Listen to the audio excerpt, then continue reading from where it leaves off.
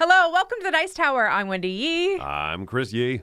And hello, I'm Eric Summerer. Are you taking dance lessons over there? I'm just dancing to the He's accordion just music. grooving and moving because you guys have so much energy you have been in town for a whole week by yourself in this office, resting as normal. Look at my moves. Yeah, no, I'm not certainly still quite exhaused. We just got back from Dice Tower West, baby. Your eyes are red right now. Red with envy. Well, what is the rule of thumb? Like, it takes 1 day to adjust to 1 hour of time change, and so we're like 2 hours behind right now, right? Because we had 1 hour of time change, and then 3 hours lost from time zone switching, flying from Vegas. So yeah, it's that's 4 Sunday hours right now. What day is it? You lost an hour. I consider this an absolute win. We're 7 hours off schedule, and we're ready to go. By the time we breakfast again, they should be normal. Yes. Whatever normal is. The new So normal. we're a little loopy. Mm-hmm. Yes, But here. Yeah. Eric and I just traveled back from Dice Tower West. Wendy held down the fort here and made sure that Dice Tower TV, which was a live stream of a bunch of old stuff from the channel, we made sure that was good. Which meant that I clicked a button once, or I sat there for 7 days straight. Exactly. One or the other. Yes. So I want to know what you did when you were alone in the office. Did you play music? Did you dance like Tom Cruise in Risky Business? Definitely. Slide around on the tile floor No in pants. stocking feet? Yeah, uh-huh. See, this is fantastic. No, I really enjoyed editing the audio, the DTV audio, without headphones on. I was like, I can just play stuff and edit stuff and turn on books whenever the heck I want to. Wendy goes wild when there's nobody around. I know. I just make noise. Awesome. That's what I'm allowed to do. We had the most fascinating. You said make noise, right? And it made me think of at the end of Dice Tower West, we're all loopy, we're all exhausted, and we get into this shuttle and we start driving off, and the shuttle is playing just various old folk music. They looked, I think, at the average age of us who got into it, and they're like old folk music. Yeah, okay. yeah, the golden oldies from the 80s, right? So they're playing some 80s songs, and all of a sudden the Beastie Boys comes on, and Sharon, who is the assistant director for Dice Tower East, she just goes, "Oh, this is my jam," and then she just starts losing her mind. She starts wailing it. Are you serious? She just starts belting, "You gotta fight for your right to party!" Oh my goodness. She's so proper. Oh, that's fabulous. That makes me happy. I wish I was there. It was amazing. It is Tuesday, right? It's Tuesday. As far as I know, yeah. And we have a sponsor I would like to introduce. This is Grip Mats. So grip mats are mats that are grippy. And I guess we have a cool video that will explain it even better than those words that I said. That we do. Let's cut to it. This show is sponsored by Grip Mat. These custom playmats come in regular texture or with their custom grip surface, so cards, tiles, chits, and miniatures won't slide around during your games. Make setup a breeze, upgrade your play experience, or just beautify your table with a Grip Mat. Check out their Etsy store to see their huge selection of custom playmats for many of the best games on the market.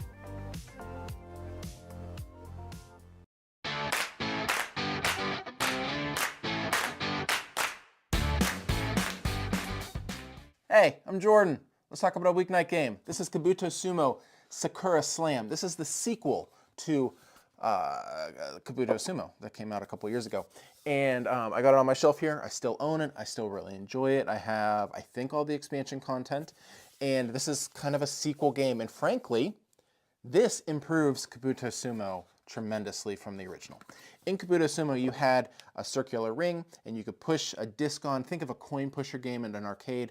You're going to push a disc on and try to knock off other discs, try to knock off your opponents, and you're bugs playing you're like a sumo wrestling thing, and it's with this coin pusher kind of game. What this one does is instead of a circular ring, you are going to be it's a square ring with these permanent posts in the corners, and you have to push on from one of the corners. One of the issues I thought with the original Kabuto Sumo is you just you got a circle, you're going to push toward your opponent and away from yourself, and then they're going to push you right back. And you just kind of keep pushing at each other until sort of things kind of move past each other is sort of how it went. But by mixing up the structure of the board with the square board and coming in from the corners, you're very limited in how you can push on. And so you can't really get a straight line necessarily where you're coming from.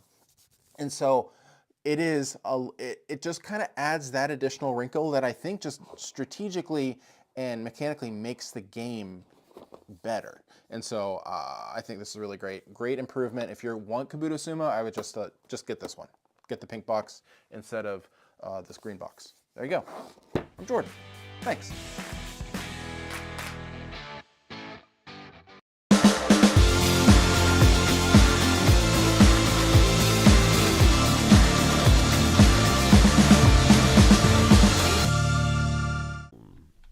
It's time to catch some eyes. We're going to talk about some things that have caught our attention in the last few weeks, and I get to go first. With a game that is not technically new. It's actually a remake of an older video game called Dragon Quest III. So Square Enix has come out with these remakes of the classic Dragon Quest games. Full title, oh yes, Dragon Quest III HD 2D remake.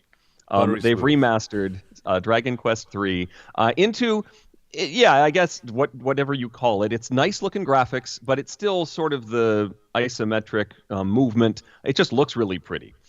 Dragon Quest is probably the only Japanese role-playing game series that I am really interested in. It's the one that captures me a lot. I've played, I think, most of the last 3 or 4 titles, and it goes all the way back to my playing of Dragon Warrior on the NES, which was what we called the original Dragon Quest here in the States for some reason. I don't know why. But what I love about the Dragon Quest games is that they're all very, very similar. They use the same character designs all the time.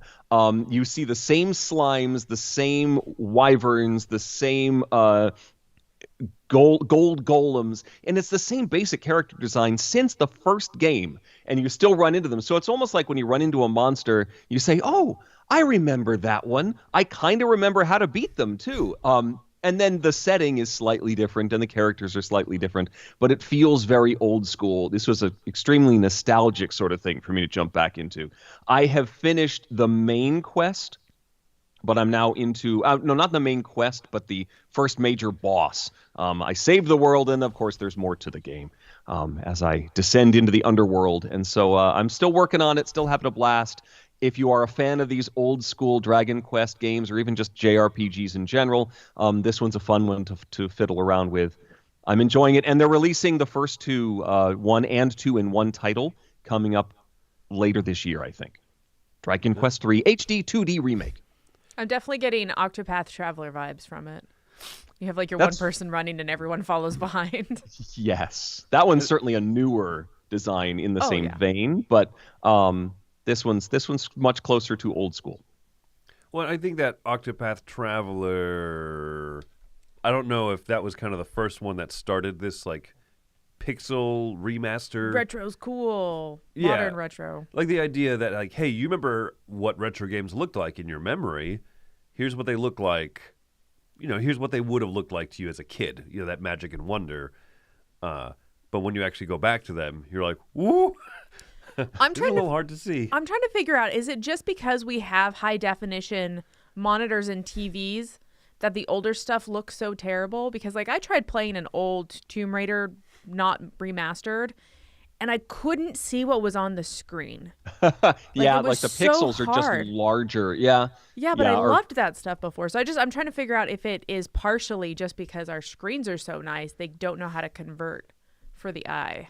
So there are lots of discussions about this. CRT TVs actually created because of the lines, the imperfections of it.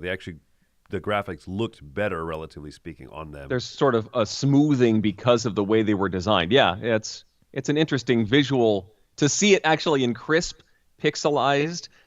Draws out the fact that it's all made of blocks, whereas your brain filled in the gaps when there were scan lines. Okay, that does make sense. Yeah. So I think that's part of why these pixel remakes are so appealing is because some of my favorite video games, some of my favorite memories from games and stuff are like Super Nintendo era, early PlayStation, like JRPGs and stuff. Which means on an emulator or something like that, they're not going to look as good. Yeah, it's going to look more like Okay. this. Then I'm not crazy. Yay. All right. Well, Eric, you're now the second person that I trust that has recommended this to me. Would you say that this is a must-play, that I'm not a gamer if I don't play Dragon Quest 3T HD2 4 VV Remix? Yes, I will say that. No, I don't think this necessarily appeals to everyone because it does have some of those JRPG tropes like random battles, sort of an onerous inventory system sometimes. You have to go through a lot of menus to do things. They've improved a few elements of this game. It is better than, I think, the original version, for sure. But it still has some of those tropes that if you're not a fan of this genre, you're not necessarily going to like this game. This has all of that stuff. But if you want to fight some slimes, I do really appreciate when video games take those older games and they add stuff like more save areas or more ability to access things or just have stuff. Like it is a lot easier to save here. Yeah. It's a lot less. I mean, some of these games were so unforgiving. If you didn't save at a specific spot, right. This This one has auto saves. You're really not in trouble if you die unexpectedly in this game. Yeah, because the grind when you're like, I just spent 3 hours trying to get this far and have to do those 3 hours again. As an adult with a job, it is so sweet to not have to redo all that stuff. Yes. All right. So my eye catcher is CO2 Second Chance is getting reprinted. So this I'm excited about. This is a game. This is one of my favorite Lacerda games. I'm trying to think. It's probably number 2 on my list. I think Kanban's my favorite. And then this is probably my second favorite. It's a cooperative version of his original CO2. And in this, you're basically trying to build and make all of the world's power plants and stuff renewable energy. And they have these really cool, you can see those power plants, they have like little cutouts on the bottom. And they have this cool, just really awesome tactile system of like you like put the base of the power plant down and then the structure of it. And then you put the power plant on top to show that it's like completed being built. It's like a multi-step process. I just think that it's such a good game. And it's one of those games that's like a heavy puzzle and you just look at it and you're like, okay, how are we going to do everything? How are we going to get it done by the end? So I'm excited it's getting reprinted in the next month or two, right? Is that what it is? I think it said like April this year. What do you think about the part here that says this new edition has a larger box so that it fits more in line with the other Lacerda games, right? So the original... It's like the evil Eagle Griffin size. Yeah, the first multiple printing that just came in a square box. And now it's bigger. I'm okay with that for the people that are Lacerda fans and they have a shelf. And you're like, this is the one game that doesn't fit lovely on the shelf. I see that for those people. I see the draw, yeah. I wonder if it has the tool style insert and that kind of stuff, like all those designed fanciness that he does. Well, I'm curious, right? Because Tool does do the illustration, the graphic design for this and everything, but this is from GeoChix and not from Eagle Griffin, right? The company that produces like literally every other Lacerda game. So it is kind of funny that they're like, we'll fit in. We're gonna make it look like the others that we didn't do. Yeah. Well, and I know Stronghold brought it over to the U.S., right? Originally? Yes, before. The first edition, yes. So I wonder if they're going to do that again or not. I don't see their logo on that box. Right. This is definitely just directly from the GeoChix website. Yeah. I'm also trying to figure out the price difference. This is, €99.95. I feel like the last one wasn't that expensive, but But games are just everything's just more expensive. Everything's just more expensive. But hey, a great game back in print. Yeah. Not a bad thing. It also says that it has an updated rule book that includes game variations to modulate the game's difficulty. So that's a curiosity. I know that once we got good at it, I felt like we were always like crazy winning. And part of it was luck, just the way that the CO2 comes out. But that's literally the only luck in the whole game, is just how much bad air comes out at the end of each round. Yeah. Yeah. Wendy's very optimistic. Only one shelf for all the Lacerdas. Okay, well, on the dice tower... on our giant metal on our racks. giant metal racks. They all fit on one shelf. Have you played this one, Eric? I have not played any edition of CO2, and it's something that looks very pretty. Lacerda is a sort of a gap in my experience. I don't really get to play many of his games, and probably should. Yeah, I'd be curious. I mean, you like a lot of. You like a lot of the Splotter stuff as well, and Yeah. so it's not out of your wheelhouse per se. So yeah. Are you a cooperative games person? Like, do you enjoy? I really like co-op games, yeah. Okay, because this I felt like, because it was cooperative, it made it a little bit easier to find the depth of strategy. Because sometimes I'll play his games, and the first time I play it, I'm like, I don't know what to do. But when everyone at the table is like, I don't know what to do, then you can kind of talk it out and figure it out together. And so I feel like it was a little bit easier to get what the game was trying to do. Yeah. Yeah, Cool. Yeah, I enjoy this one, and what you love this one. I love this one. So cool. My eye catcher here to round things out is the opposite of this, right? Instead of an embiggening, it is an ensmallening. A microcosm of board game-ness. Yeah, apparently we're all talking about old things being made new, because this is a project coming out from Bitewing Games. This is Gazebo and Gingham. So Gazebo is the old game here. This is Reiner Knizia's Chin, Qin. Okay. Which is pronounced GIF, by the way. So it's Chin, which is an old domino-esque tile-laying game, like area control game, that it was just one of his that kind of came and went, right? Like many hundreds of his titles. But Bitewing loves finding these kind of like gems in the rough, whatever the phrase is, because I'm not slept well enough to remember the needle in the rough. And it just kind of, they put a new bit of artwork on it, new theming and everything. Gingham is a game from Robert Hovakimian, who did some of their previous games, Bebop and Shuffle and Swing. So they're introducing officially what they call the travel line of games. Oh, they're backpack friendly? They are, Are they TSA friendly? Yes, because you can see down here. Bowie! Whoa! Oh, they're carabiner friendly. Yes. You can climb mountains and have Gingham. You could make a bandolier of them. You can guaranteed rappel off of Mount Everest with nothing but your copy of Gingham and Gazebo, and you will survive. That's the Bitewing guarantee. Is there a parachute inside there? Like I loop. pull the cord and it just like opens up. And... It deploys like an inflatable raft. It also has all the survival food that you need. Legally, Chris does not speak for and on behalf of Bitewing Games, but he does represent all things Dairy Queen.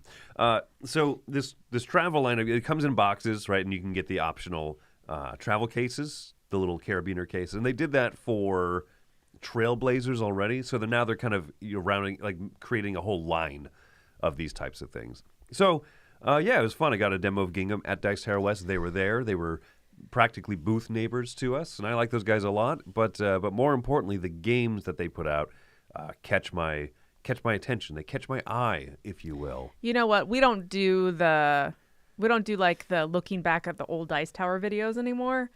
But this makes me think of that top 10 list from ages ago where Tom and them talked about playing games outside. Oh, their camping games list, yes. Which was very evident.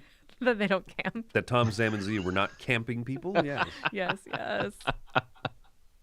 Oh, I'm honestly surprised that, like, you pulled this up, and I thought this was the old version of the games, and then you were going to show us the new versions. Oh, no, these are the because new. I'll show you. The sepia tone background, I don't know, whatever that color is. Looks better than this. Oh, okay, yep. Yeah, all right. Yep. Okay. I don't remember if I've played Chin. It's not a lot of people have, I don't think. Like, it's not not to say that not a lot of people have, but it's just kind of one that is flown under the radar, assumes that it flew at all. Those are the Ethnos pieces. They kind of look like the Ethnos. They look like the new ones. Pagodas, yeah. Yeah. Oh, the old is the new. That's kind of the theme of our eye catch this week. Everything old is new again. There we go. So, yeah. So there you go, folks. But yeah, no, I'm excited about that. I like Bitewing Games a lot. I like the stuff that they do, so I'm excited to see the new stuff here. Let's go ahead and move on to some contributors, and then we'll be back with our top 10 list today, which is themed around Magic the Gathering. Ooh. This is a segment where we take a look at a board game, and I tell you if the IP and the mechanisms match. Today, we're looking at Disney's It's a Small World. So you're going to start here on this spot. You'll have the 3D effects up, and you'll move. And on the little boat, it'll tell you how many cards you draw from the deck. These cards are going to have pictures on them that you will be able to see, but you can only see the boards where your map is. There are some cards that you will get that will let you turn these around, and you'll be able to see a different side of the board. But you'll also be able to see different sides of the board when your boat moves through here. Then you kind of turn this, and everybody will see what side they're on. There are cards that will move the clock, and this will be the timer for the game as the clock moves up.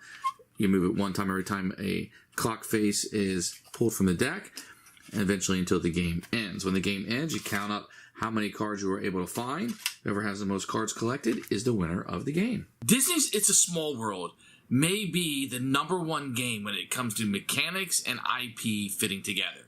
You are literally riding the ride and looking around and seeing the things. That's exactly what It's a Small World is. You're playing this find, spy, and seek thing here where you're looking for the different pictures on the wall.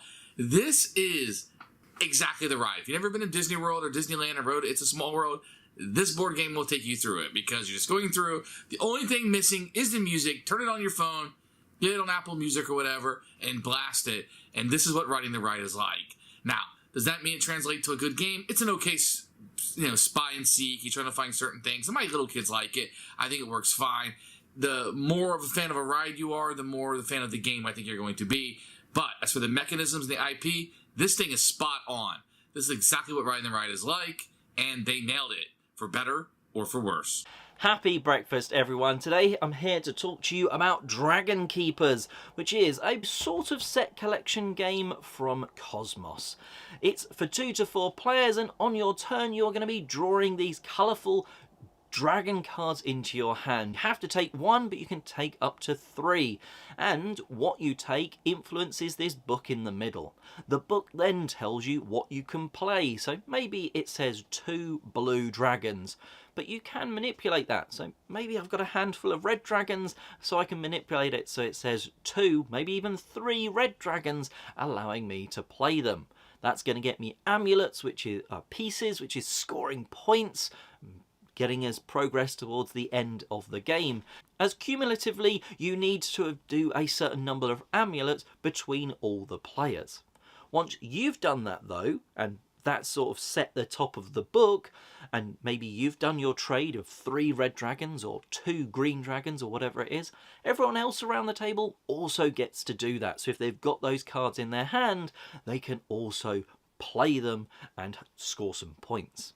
There's a little expansion within the box that just adds an extra thing you can do with these gemstones that you can earn. Normally you just trade them in and you can take a 4th card on your turn, whereas with the micro expansion, maybe the special power of that game is when you play cards you can use 1 less, or some of them bounce back to your hand, or maybe you just draw additional cards, and they just add a little bit of extra fun and make those turns feel bigger. And I think you're going to want to use those, maybe 1 or 2 of those tiles in games after your first couple. But anyway, that is Dragon Keepers. Hopefully I've given you a little bit of a flavour of what the game is and why it could be fun for you, and enjoy the rest of your breakfast.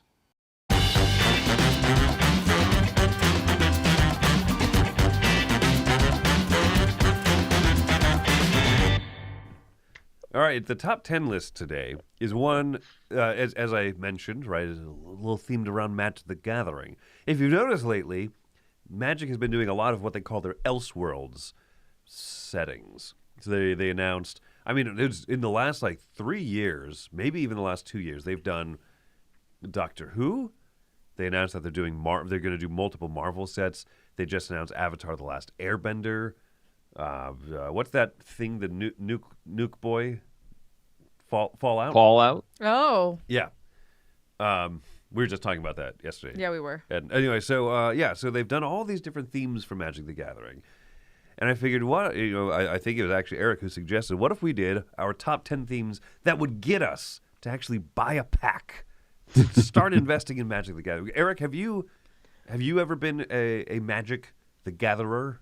I was never really a player growing up. I dabbled a little bit. Friends would have decks. We'd play occasionally, but I never was collecting the cards until the Doctor Who set came out. And now I have all 4 of those Commander decks, and then of course, all the accoutrements to play with them, tokens and deck holders and all that stuff. But I stopped at the 4 Doctor Who sets, and my son grabbed a couple to play with me because he's like, I don't want to play with the Doctor Who. I want to play with, creatures in the forest or something. So we have a few Commander decks, but that is about where we've stopped.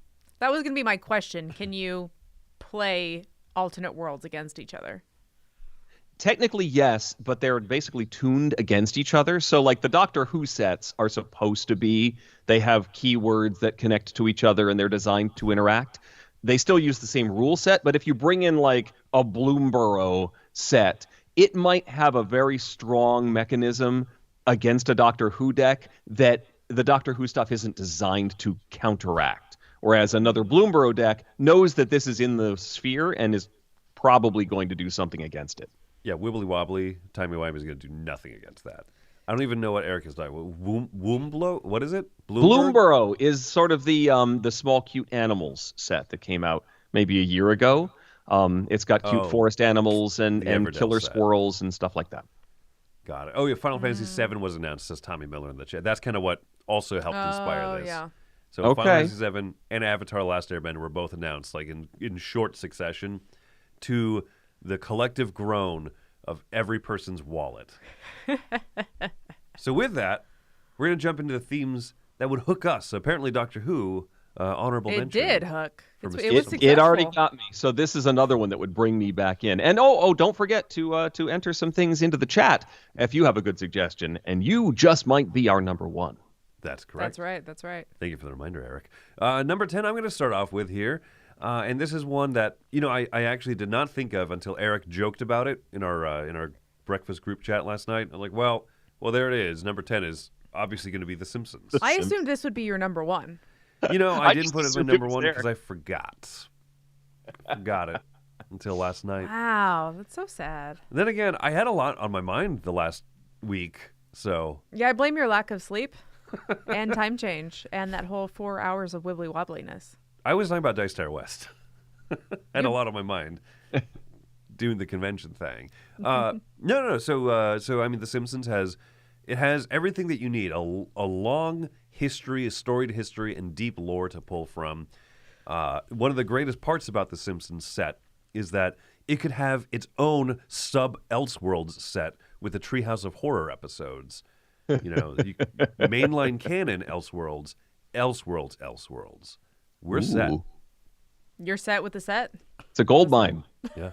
Okay, well, number 9 for me also has deep lore and decades of history behind it, and this is Squishmallows. They're just so adorable. Okay, I was sitting and thinking about all the IPs that I enjoy, and I realized I don't really nerd out too much about single IPs, and so I was just thinking about how I love the Squishmallows that my daughter has, and I love buying them for her, and she has a bajillion, and they're just really cute, and I just want some cute Magic the Gathering cards, like something really adorable that makes you go, I want that plushie. What is the set again called, Eric? Bloomberg? Bloomborough? Yeah. Bloomborough. I don't know Bloomborough. Squishborough. Now, this would only work if you printed them on that, like thin, squishy material, like puffy cardstock. I mean, the decks would be this big, but at least they'd be squishy cards. Well, then you just have one of those, like, card shuffling machines, right? That just spit them out automatically. Like yeah, I'm sure those are tuned for really, really thick, foamy cardstock. Yeah, comes with it. I don't see any problems here at all. My goodness. No, that'd be amazing. Only the ultra rares are printed on actual plush.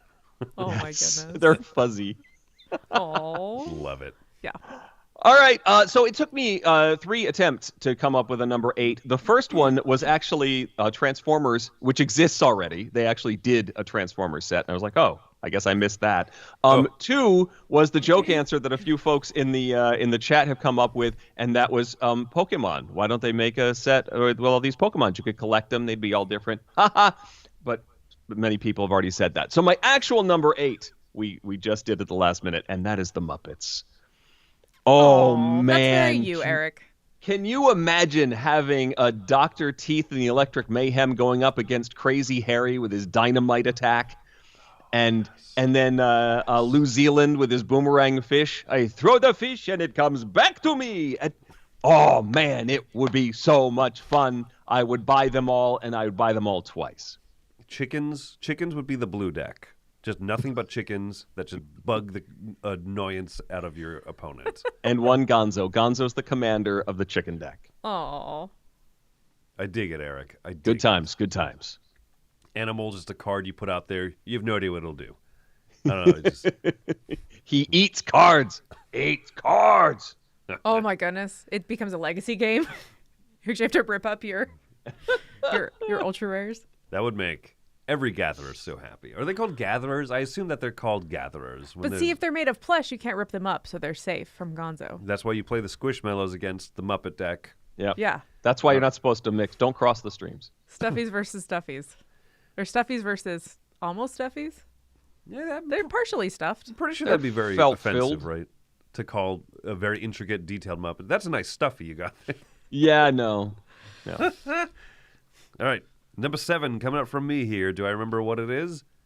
I will in just a second. It is Mario Kart. Ooh. Oh, yeah, that would be fun. Super Mario in general, sure. But Mario Kart. Who gets the blue shell? Yeah, that blue deck, right? You could blue deck it. Yeah, and the thing is that, once again, you have a long history. Personally, my favorite look for Mario Kart has always been the Super Nintendo, like the hand-drawn, illustrated, the cover art, and the instruction manual. Remember, back in my day, video games came with instruction manuals. A whole book you could flip through. Mm-hmm. Yeah. That is my favorite art style of Mario, is that Super Nintendo With the black era. lines on the outside. Yeah. Yeah, exactly. I love that It's line very art cutesy. type stuff. Yeah. But yeah, just a bunch of Mario Kart stuff, all the references, all the levels, all this. Could you argue maybe it'd be better to have chosen the wider Mario universe? I realize that in retrospect. Nah. But I chose Mario Kart. Keeps it focused. Mario Kart's more fun, though. It feels more attacky. You know what I mean? Like regular Mario. What, the new thing is that he, like, flips his hat at things? That's the Odyssey version? Yeah, that's Odyssey. That's not the newest. That's not new. Okay. Yeah. That's the newest, most recent Mario that I've played. Yeah.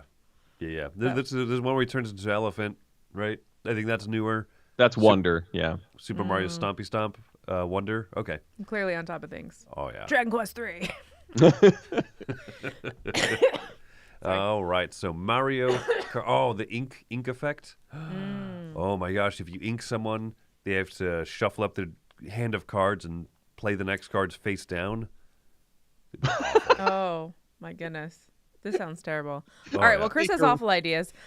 So my next idea is also based on cuteness, and this is Sushi Go. On a Sushi Go IP. What did you do, Chris, with my picture?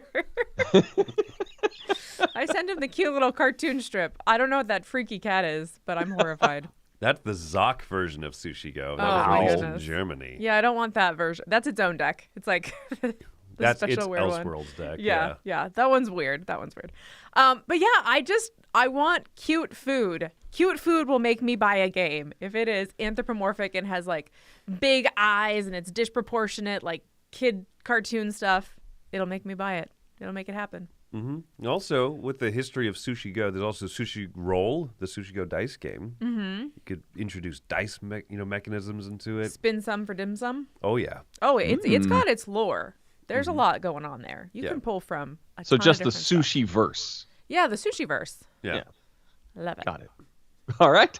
My number 5, I want to combine small things into big things with Voltron, Defender of the Universe.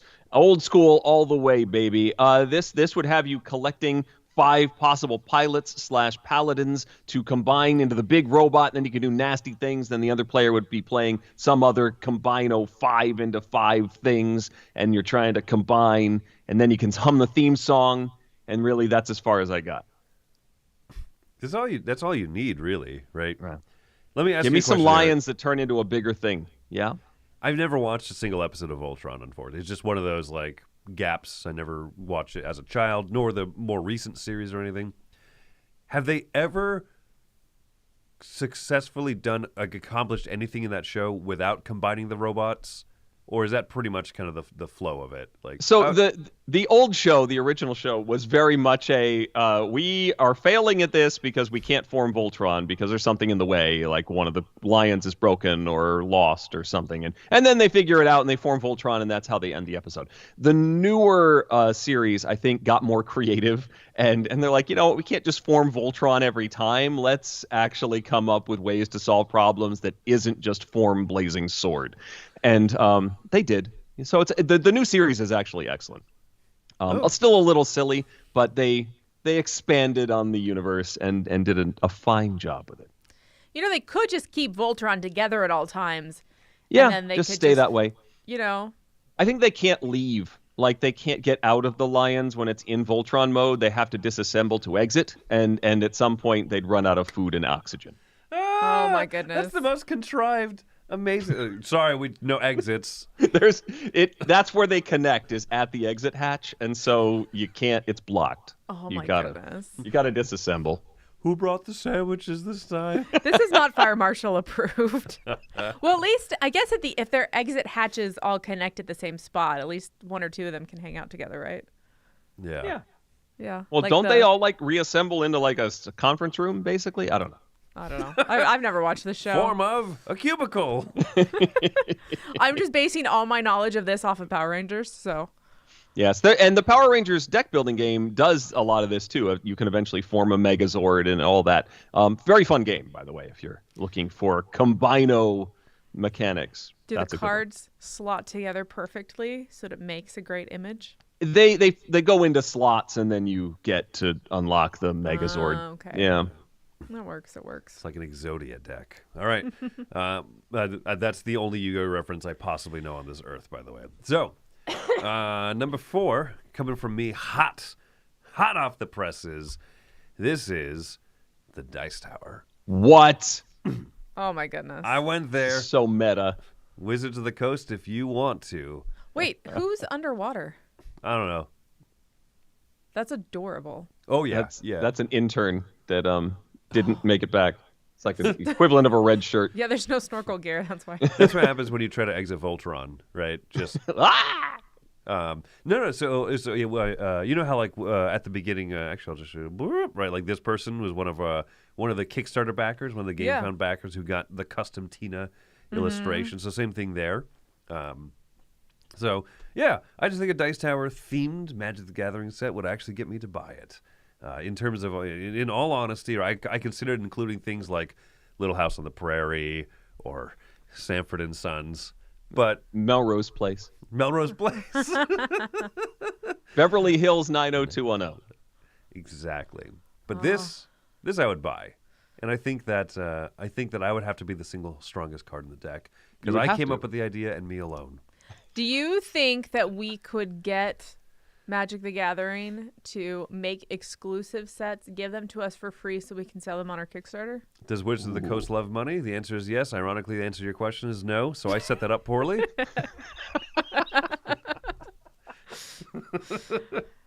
Does Wizards of the Coast hate money?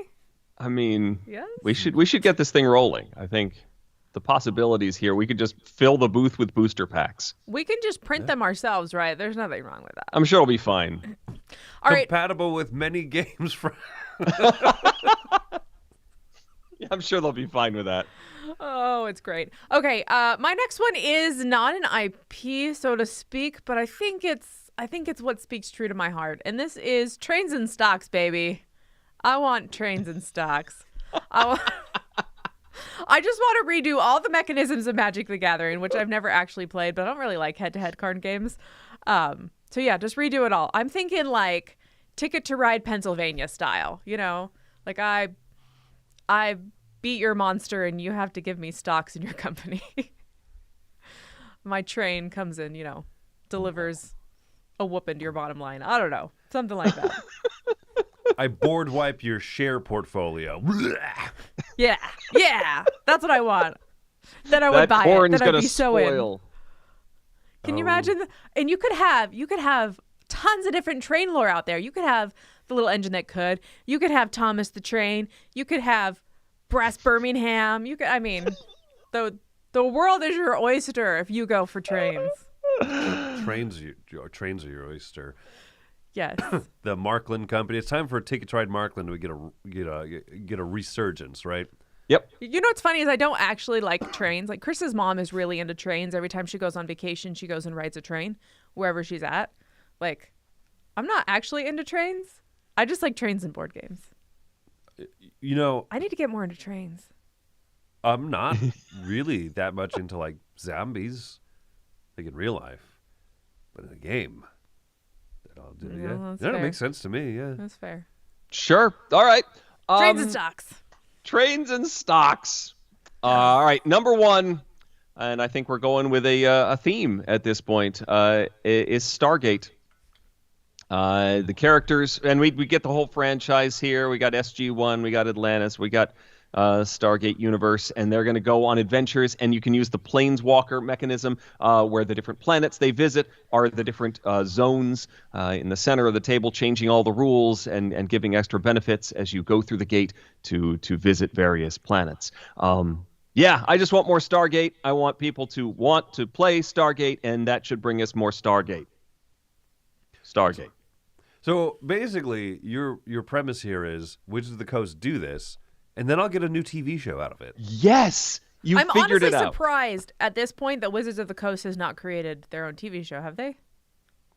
No, I don't think they have. Haven't. No. I mean, that's the thing to do, right? I mean, there's D&D stuff. D&D had a cartoon show back then. They had the live-action movie a couple years ago. Yeah, that was good. Yep, and the movie franchise that was one movie. And then they made another one movie, and I think there was a third one movie. Yeah, they could make their own Stargate movie. They could. Do they like money?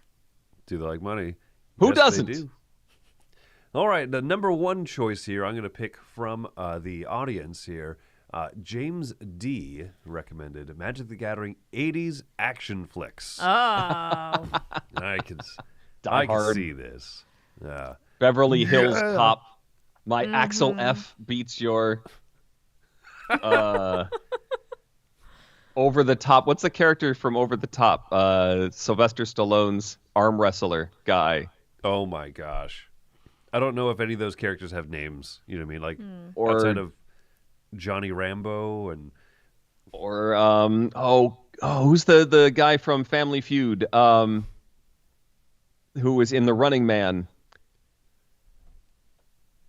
Boy. Richard Dawson. Richard Dawson, I defeat Richard Dawson with my Axel F card. Oh my gosh. Yeah, the A-Team, right? Mr. T. Oh my gosh. Yeah, this Who was the guy in Airplane? Places. Who's the guy in Airplane? Frank Drebin? Yeah, Leslie Nielsen. Yeah. Is he in action? All right, we'll throw in Sure. Police Squad and the Police Squad movie franchise that I can't think of right now. Naked Gun. Mm-hmm. Why not? Right, that counts. Incidentally, a friend of mine just recommended to me this heavy metal band called Austrian Death Machine, which is an Arnold Schwarzenegger themed metal band, and they just do a bunch of music that's like supposed to pump you up at the gym. So they have hits such as like One More Rep and Get to the Chopper. They have an entire track called 1 2. It's like Arnold counting in the song. Wow. Yeah, it's have impressive. You listened to it while exercising? Does it work? I have not yet, but I shall when we finally get back into the gym. I wonder if they have like subliminal messages, like if you play their music backwards, if it's like carbs are bad, eat more protein. They don't have subliminal messages. The song is titled pretty One overt. More Rep. That's very superliminal. All right, folks, that's our top 10. We're going to jump to some more contributors here, and then we'll be back with our old school game. Hey, Board Gamers, BJ from Board Game Gummo here, back on the breakfast. This time taking a look at a set collection game called Aqua, designed by Tate Wu, who also did the artwork. It's published by Sunrise Tornado. It's an 18-card game, so it plays really quickly.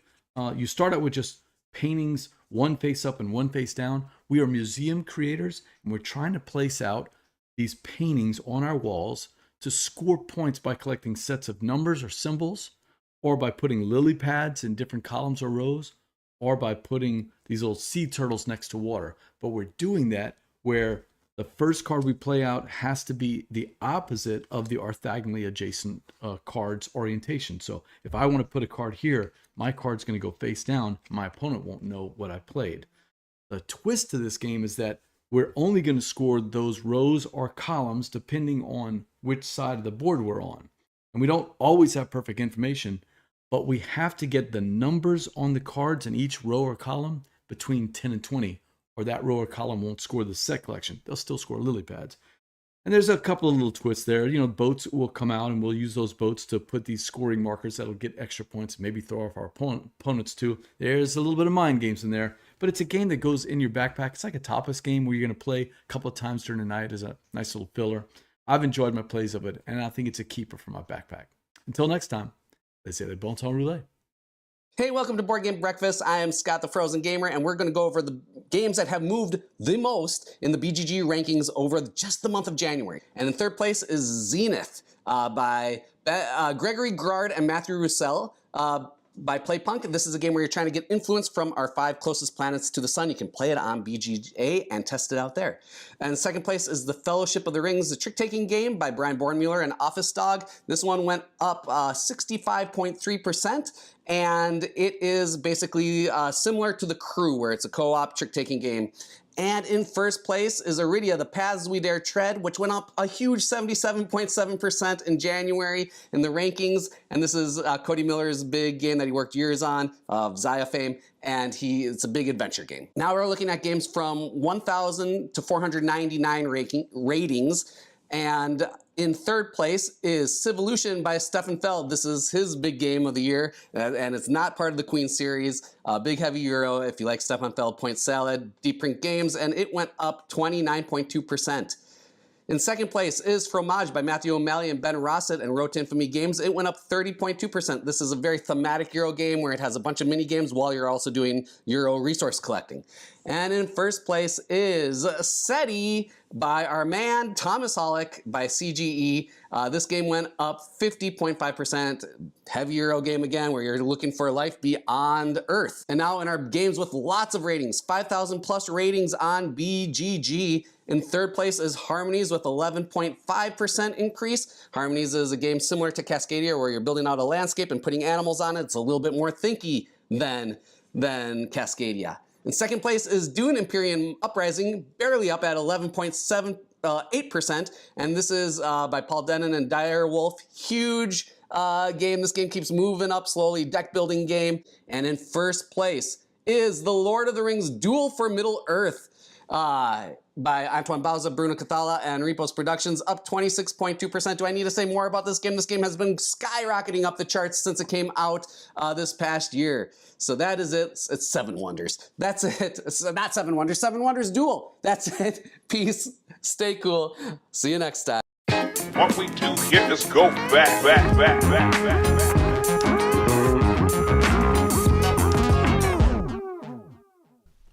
So when we pick old school games, we really like to pick games that are very highly ranked. They're really well known.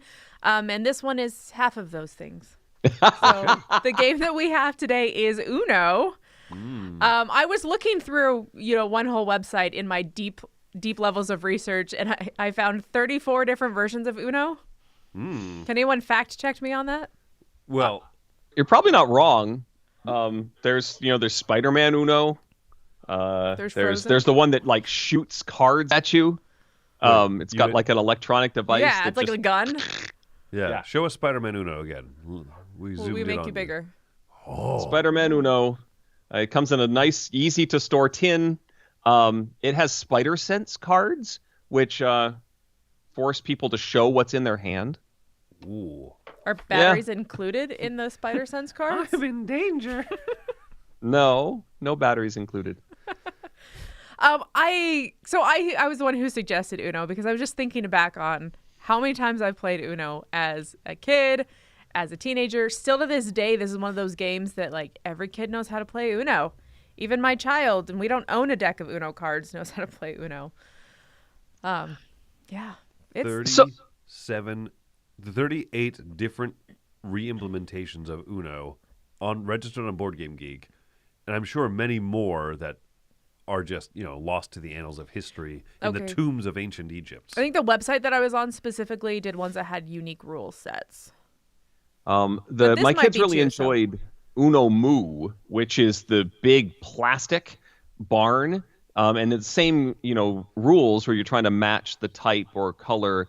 So there'd be like a purple cow or a blue cow, red cow, green cow, or you could, here we go, there's Uno Moo. It sounds like a Dr. Seuss book.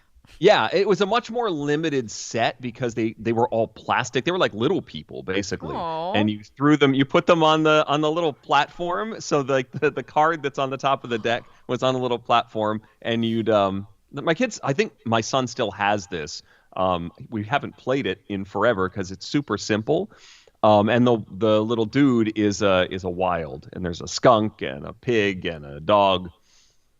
It's a very limited set of cards, quote unquote, so it's a little too simple for anything beyond small children, but it is adorable. That is adorable. It's funny you mentioned how everybody has played Uno, everyone knows how to play it, but I think that this is one of those kind of like Monopoly where because you've been probably taught it by someone else, you're not necessarily playing by the correct rules.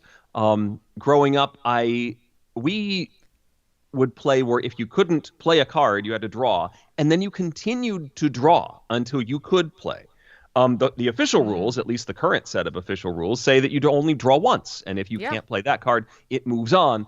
But we had cards like down our arm that we were playing with, and this version, the Uno No Mercy version, keeps that rule. So if you can't play, you keep drawing until you have a ton, and if you have more than 25 cards, you're eliminated. It's like the mercy. Really? It's the out rule. So one way to win is to eliminate all the other players, give them so many cards they can't go out. Is that version also, do you stack like the draw twos and the draw fours so that they become multipliers? Yes, which is another thing that I think that was a house rule, but it's not necessarily, it's not in this set of rules for basic Uno, but this one, if you play the same card, you can pass on the effect and make it worse. There's also a draw 10 in here. Oh, Good that's heavens. awful.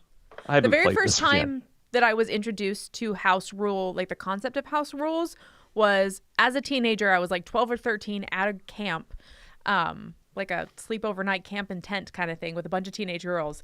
And someone had a copy called Uno House Rules, and it had like in the image on the box had like a sticky note image that said house rules on it kind of thing. So I think they had combined at one point a bunch of house rules that people had created, and then they made like an official house rules version of it. But there was just, it was absolute utter chaos. It was like if you played a 7, you had to switch hands with someone else. If you played a 0, then everybody had to move hands to the side.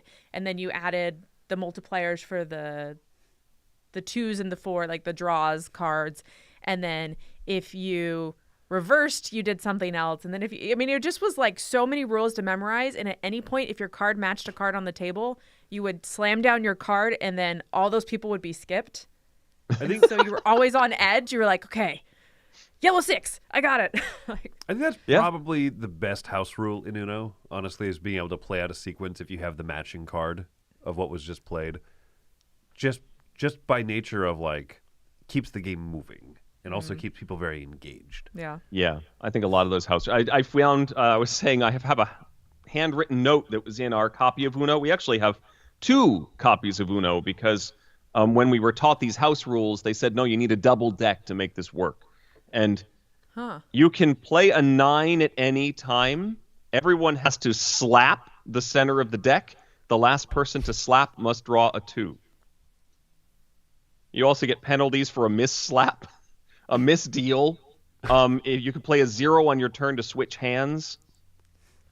You can play the same card and color on others' turn. That's the one. Yeah. This is intense. So this is why we have 2 sets of Uno, because of all these house rules. And now these are mixed up. So I can't necessarily just play regular Uno with 1 box, because I think all the cards are just... Why would you want to play regular Uno, though? So if you can slap other people, slap other people. No, you don't slap the people, you slap the deck. You played a 9. You don't, like, leave your hand there? Doesn't everybody else slap their hand on top of the previous hands? Well, yes, that you do. Slapping other people counts. Well, I'm very curious, Eric. Have you ever played Dose? Because I just noticed here on Board Game Geek that I have a copy of Dose. It's been a little while, so I can't get too into specifics, but I remember enjoying it. It has a lower rating on BGG than Uno, and I don't know if that's just like a new hotness thing. That's Uno's weird. a 5.5. Dose is a 4.9. I don't even know what Dose is. Do you just say Dose instead of Uno when you're down You to have 2 to call cards? out when you have only 2 cards, but yeah. It's the sequel to Uno. I know that Oh, my much. goodness. Yeah. When did the sequel come out? 2018. Oh. Oh, 5-6 recently. years ago. Yeah. Oh, and there's it a has Quattro second as well. Edition, Already? Dose Second Edition, which is much higher at a 5. Wow. So. Okay, well, 2nd edition for the win. Yeah, but what is Dose Express? Wait, what? Yeah, there's a Dose Express, baby. Classic game of Uno in reduced time. Oh, it's more mathy. Okay. Maybe if you have like 2 cards that add up to a card that's showing all of the same color, including matching the one that's showing, then you can slap it down and then you start from there. Amazing. I'm good at writing rules. Have you ever played Blank? No. That was basically Uno, but there's a bunch of different weird rules that you can add in, and whoever wins the game creates a new rule card, or they create a new card and draw pictures and stuff. And so essentially, you're making a very broken Uno game through time. It's neat. It's like a family weight legacy game of sorts, right? Because you're sharpieing right onto these cards, and it was fun. We had a lot of fun playing that as a family. And whenever our daughter won, we just played it. Technically, the winner's supposed to write a card. We just all wrote a card. We all just did new stuff, or we let her just doodle. Like there's room to draw on the cards too. So we usually came up with the rules, and she got to draw. But that was for me like an improved version of Uno. So it's neat that there's better versions and worse versions out there. 4.2 is bad. I mean, 5 point whatever is also, nothing to scoff at. When we visit you someday, if you still have Uno Mu, let's play that for We're going to play it? You want me to bring that on the cruise or something? Yeah. Yes. Yeah. Let's play a couple hours of that bad boy. There you Nice go. for a retreat. We'll have a whole table dedicated tournament. to it. A tournament! Yes! Oh. All right. Well, folks, I think that'll do it for now. I think we've talked about Uno pretty much as much as it can be. As much as humanly possible. We've done it. So we got the rest of this week coming up here. A little bit of a shortened week, obviously, as today is Tuesday. But there'll be a few videos going up. Crowd surfing will be normal this week. There'll be Thursday. There'll be an RPG session. The Return of the 4 Coins, the game show, and the top 10 list that was done live at Dice Tower West will be going up, reposted. We got a couple of things going on. And Eric, is there a new episode of the podcast coming up? New podcast was posted this morning. I edited last night. Has one of the most impressive tales of horror we've had in a while. Oh my gosh, yes. Eric read it to us at a dinner, like in person. They got a live reading. Oh, really? Yeah. Yeah. The table read it alone was terrifying. So, all right, folks. Well, thanks for joining us. Come back for more. And, of course, until next time, my name is Chris Yi. I'm Wendy Yi. And my name is Eric Summerer. All right. And we'll keep on playing Magic the Gathering, Fozzie Bear Edition. Waka, waka, waka. Let's stop.